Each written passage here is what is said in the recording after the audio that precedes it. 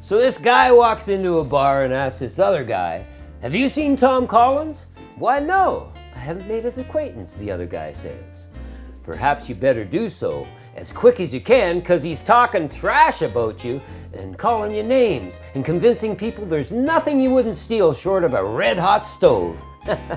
Now angry, the guy stomps off, going from bar to bar looking for this ne'er-do-well Tom Collins. But the gag is, it's a wild goose chase. He doesn't actually exist. Psych! Upon getting to the new location, he'd only be met with laughter. And bartenders who were in on the joke would keep redirecting him on to the next establishment. Well, the bartender soon got smart and began serving up the cocktail when people asked for the man. Yeah, it's a pretty lame joke, but a very popular one back in its day. I mean, it went viral. It was so popular that it was dubbed the Great Tom Collins Hoax of 1874.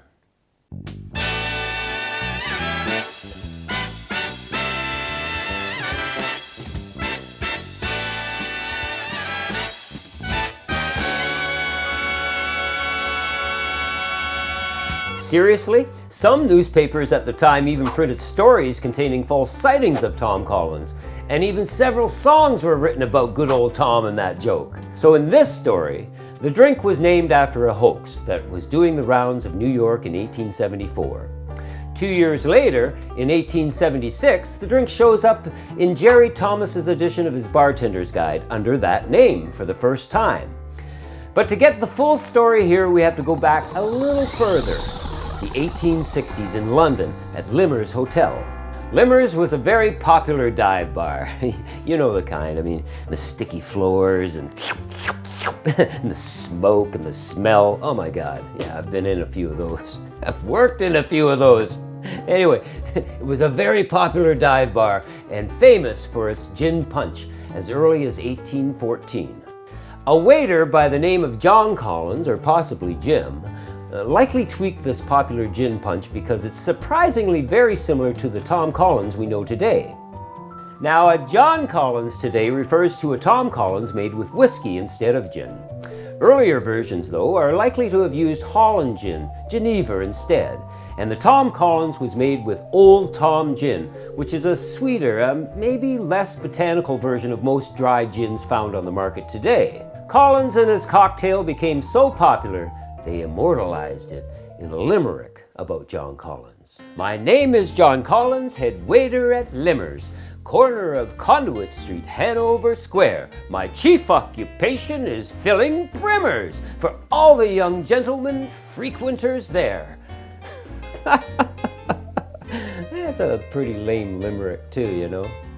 So, a Collins is basically a sour cocktail made with a base spirit, typically gin, lemon juice, sugar, and carbonated water. Today, I'm serving it up tall over ice in the glass that it is named after. Now, a Collins glass. So this is my 12-ounce chimney-style Collins glass.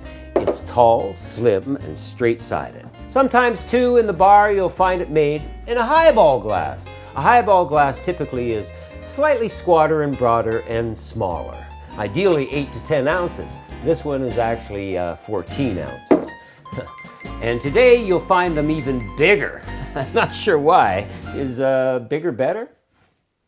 Now, good old brothers Tom and John Collins in recent years have acquired quite a few relatives.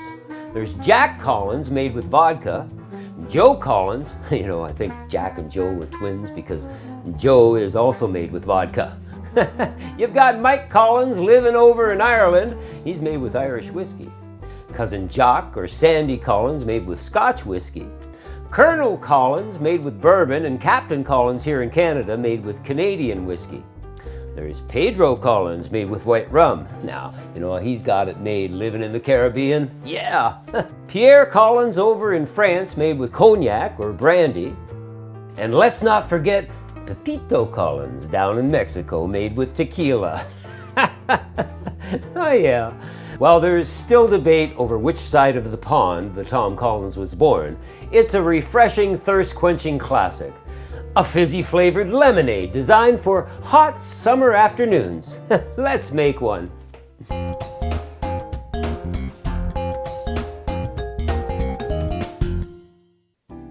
You know, I'd love to be able to make you a Tom Collins using Old Tom gin, but it's really hard to find, and I don't have any. And if you do find a bottle, send it to me. I'd love to receive a bottle. A lot of times in the bar today, you find it made with a London Dry gin, like Beefeater. It's empty. I've been experimenting with other cocktails and I like my gin. So let's just get rid of it. Shit. Today we're going to use aviation gin. It's from Portland, Oregon. And you know, I think we should just try a little bit here. Spillage. That's alcohol abuse, man. Oh, it's sweet and spicy. And you know, I'm really tasting the lavender. Okay, 2 ounces of gin.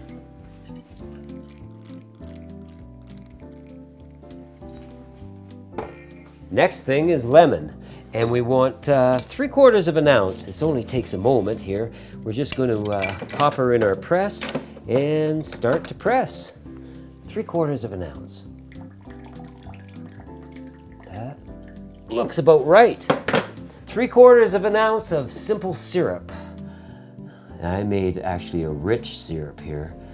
Look at how thick that is. That is beautiful. Yeah, I like the thick syrups. Okay, perfect. Add some ice.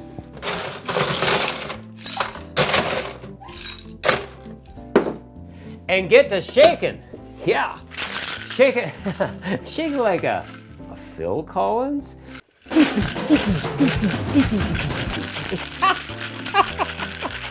All right.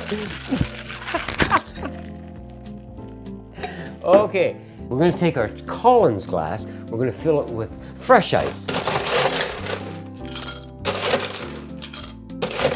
And all we're going to do is strain it out.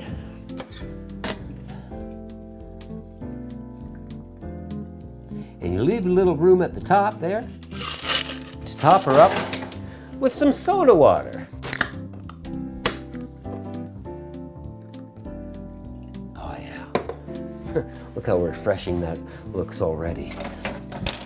And I've got this wonderful little rind of lemon here. I'm just twisting around my bar spoon to get her nice and curly. Oh yeah, look at that. And a little cherry. Maraschino cherry, a Luxardo cherry. Oh, how sweet. We need a straw in that thing. Beauty. Let's give it a go. Oh, that is really refreshing. Perfect for a hot, hot day. And wow, it's refreshing. It's light and very approachable. And it's simple enough to make at home. Why wouldn't you make one? That is a delight. Look at how wonderful that looks, eh? Cheers.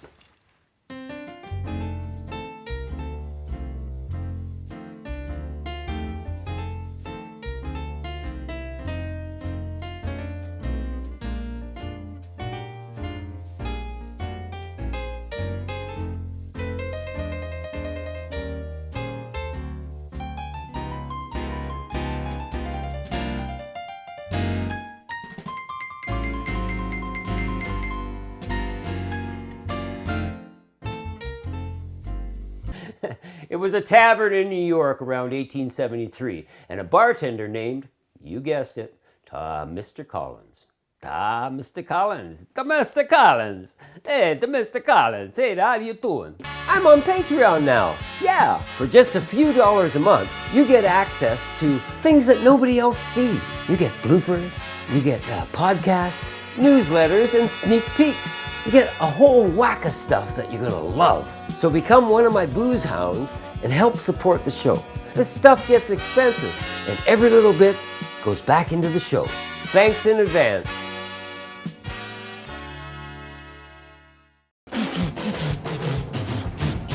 Whoa! You gotta have a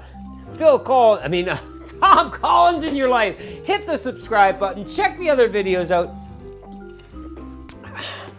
And if you have 2 or 3 of these, you'll definitely have your fill.